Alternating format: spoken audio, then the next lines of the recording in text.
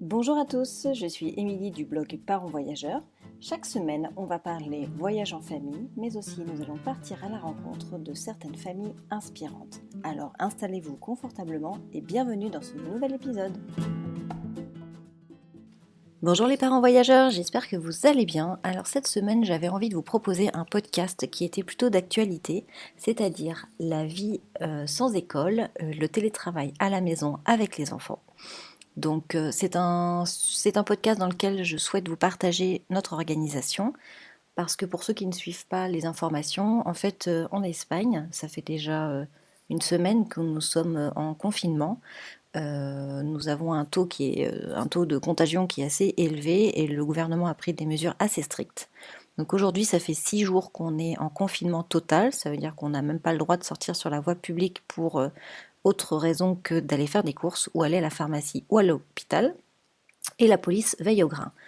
Donc dans ces 6 jours, nous avons expérimenté différentes choses.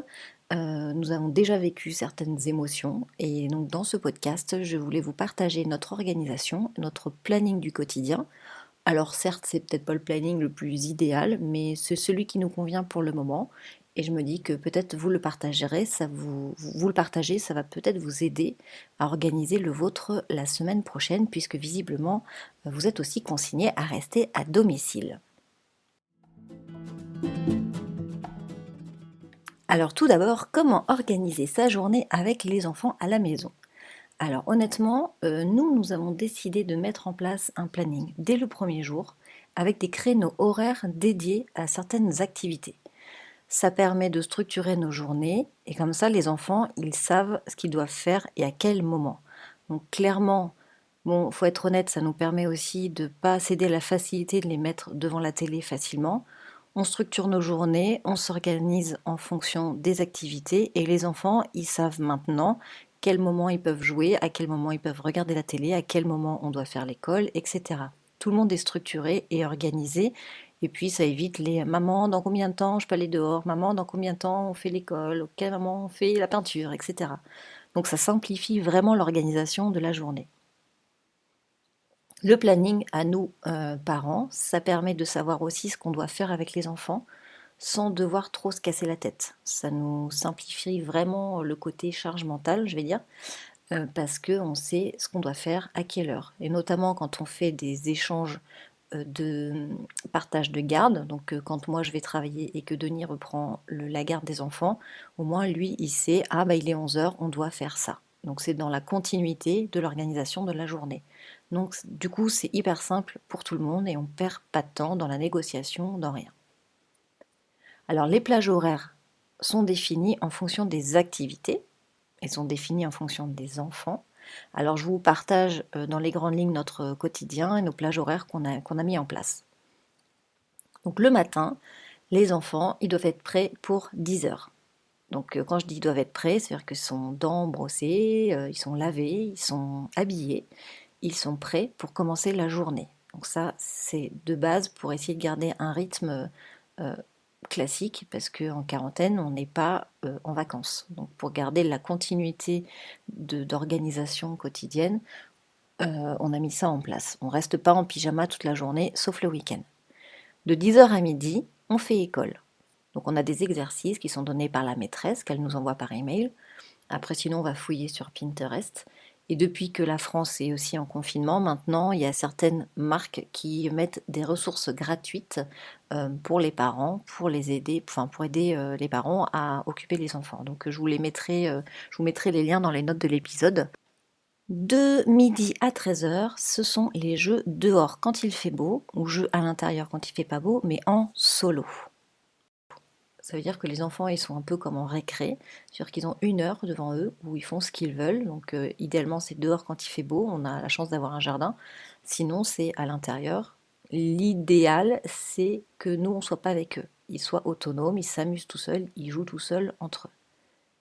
Entre 13 et 14 heures, c'est le repas. On prend le repas tous ensemble, on fait une pause tous ensemble. De 14 heures à 15 heures, on fait un temps calme. Le temps calme, il se déroule dans les chambres. Donc les enfants, donc nos enfants, ils ont 4 et 6 ans, pour rappel. Ils ne font plus la sieste. Donc on a imposé un temps calme pour qu'ils restent dans leur chambre, soit à jouer, soit à lire, soit à se reposer, soit, dans le plus grand des bonheurs, dormir. Bon, ce n'est pas encore arrivé.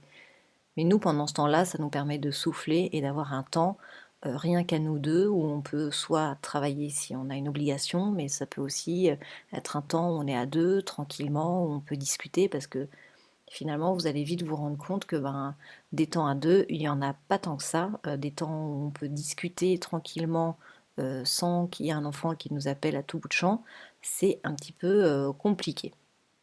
Donc de 15h à 16h30, après le temps calme, c'est les activités ludiques. Donc c'est à ce moment-là qu'on va faire de la peinture, des jeux de société, des dessins, vraiment que du loisir, des activités un petit peu fun, un peu fun, pardon. De 16h30 à 18h, on fait le goûter et on fait de nouveau des jeux dehors si le temps le nous permet, sinon on refait des activités à l'intérieur. Cette semaine, il n'a pas fait beau, donc par exemple, on a improvisé un ciné dans le salon. Ensuite, à 18h, c'est le tunnel du soir habituel. Donc là, on fait les bains, les douches, les repas. Comme on a plus de temps, du coup, les repas, généralement, les enfants le préparent avec nous et du coup, c'est sympa. Voilà, ça c'est notre organisation. Après, ce que je peux vous conseiller, c'est pas non plus de vous éparpiller dans les activités et ne pas surcharger le planning.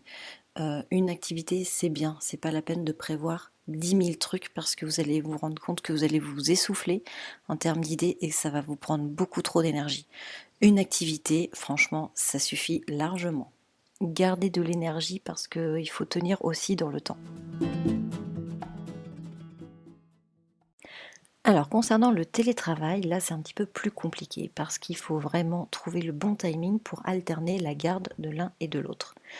Donc nous avons mis en place toutes les 2 heures une garde alternée pour pouvoir de manière équitable s'occuper des enfants à différents créneaux horaires. Sauf qu'avec le temps, on s'est rendu compte que c'était assez compliqué, donc ça variait soit toutes les 2-3 heures, voire même des fois le matin et l'après-midi. Parce que clairement, Denis a beaucoup plus de travail que moi en ce moment, alors que moi, mon activité est plutôt tranquillou à cause de tout ça. Donc au final, je me retrouve moins débordée que lui. Donc on adapte chaque jour en fonction des impératifs professionnels de chacun. En fait, on va dire c'est quand même une espèce de forme d'improvisation dans cette routine hyper plan-plan. Alors je dirais qu'il y a deux principales difficultés en fait dans le télétravail à la maison avec les enfants. La première, c'est de devoir se mettre dans le bain rapidement pour faire ses tâches quotidiennes. Quand on échange les tourneaux et qu'on a 2 heures devant soi, à la fois c'est court et à la fois c'est rapide. Il va falloir apprendre à prioriser les tâches pour être efficace. Donc c'est hyper compliqué de se dire, voilà, en 2 heures je dois faire ça. Donc je trouve que c'est quand même assez complexe, hein. Il faut se mettre tout de suite dans le bain. Donc ça c'est une première difficulté. La deuxième difficulté, je trouve, c'est la gestion des créneaux horaires. Si par exemple votre tourneau il est de 11h à 13h, forcément, en termes de productivité, ce ne sont pas des horaires très très simples. On a faim, on a déjà fait 2 heures avec les enfants, on est fatigué. C'est pas forcément le meilleur moment où on est productif. Dans ces cas-là, moi je vous conseille de traiter des tâches qui sont pas moins importantes, mais qui nécessitent moins de concentration, moins de rigueur, moins d'attention. Le traitement des mails, des tâches un petit peu plus basiques, par exemple. Alors, ce que j'ai oublié de vous préciser en début d'épisode, c'est évidemment de vous organiser un petit bureau dans votre appartement, dans votre maison, dans lequel vous pouvez vous isoler en fait de la vie familiale, parce que quand c'est votre tour de travailler, il est vraiment important d'être isolé de toute distraction pour être efficace. Et, et on sait très bien que quand on est au bureau, enfin dans le salon et que les enfants jouent juste à côté, c'est hyper compliqué de gérer la concentration et la sollicitation des enfants toutes les 5 minutes. Donc vaut mieux être assis sur le lit pour travailler au calme plutôt que d'être confortablement installé dans un bureau avec les enfants derrière. Ça c'est par expérience, ça fait 5 ans que je travaille en freelance, et, les vacances scolaires je les ai expérimentées un bon nombre de fois et honnêtement c'est quand même très important de s'isoler si on veut garder une efficacité en télétravail. Alors pour conclure ce podcast, j'aimerais vraiment insister sur le fait qu'il faut aussi vraiment pas se prendre la tête et déculpabiliser à fond parce que toutes ces casquettes que vous allez devoir endosser ces prochaines semaines, celui de maman, de maîtresse, de télétravailleuse, c'est quand même assez compliqué. Donc il faut aussi prendre du recul par rapport à ça. Et si un jour vous n'avez pas envie de faire école, si vous n'avez pas envie de faire peinture, c'est pas grave, ne le faites pas. Je pense qu'il faut vraiment apprendre à s'écouter pour le bien-être, je pense, de toute la famille, mais savoir aussi se dire, bah non, j'ai pas envie, et on fait autre chose et on reste pas figé sur le planning. C'est pas gravé dans le marbre que l'organisation doit être comme ça tous les jours. Vous avez le droit de pas avoir envie, vous avez le droit d'être fâché, vous avez le droit de pas avoir le moral et c'est normal. Et j'aimerais surtout insister sur ce fait-là. Nous, ça fait quand même que 6 jours et déjà dans les 6 jours, on a quand même déjà vu des hausses et des baisses de motivation et de morale.